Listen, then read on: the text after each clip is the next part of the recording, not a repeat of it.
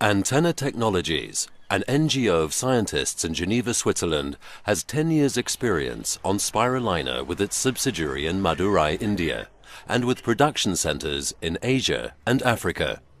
Their story is one of hope, of realism, of making the spirulina story one of a virtuous spiral. We are now in Madurai, a medium-sized town in southern India. This unit with 40 tanks is operated by 15 women. It can produce a total of 4 kilograms of dry spirulina per day. The technology is simple. The basins are made from truck tarpaulins of 6 by 3 meters. The spirulina algae grows in warm water, best in hot climates between 25 and 35 degrees. It is almost microscopic in the form of a spiral. All you need is a tank of water, about 20 centimeters deep, sunlight, heat, and a cover. In order to grow, the culture needs an alkaline solution with a pH value of 9 to 11 made by adding fertilizers. These are totally absorbed by the growing algae, avoiding any risk of pollution. You can produce 150 grams of dry spirulina on a clear day, in a basin of about 20 square meters, less on rainy and colder days.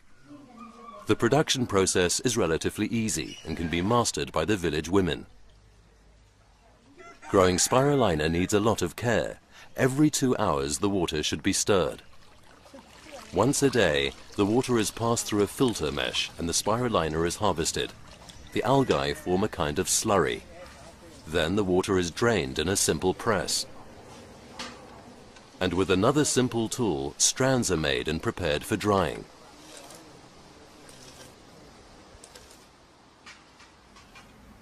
The dried strands are then ground in a mixer and packed. After harvesting, another task is to replace the fertilizer in the tank. How much depends on the weight of the harvested spirulina. The women calculate how much fertilizer they need to add. Because some adults find the smell and deep green color a bit strong, special products have been created to suit them. For children, it's great mixed with cereals like roasted millet or groundnuts, some sugar and perhaps some cardamom. An almost ideal product is the Indian Chikki energy bar.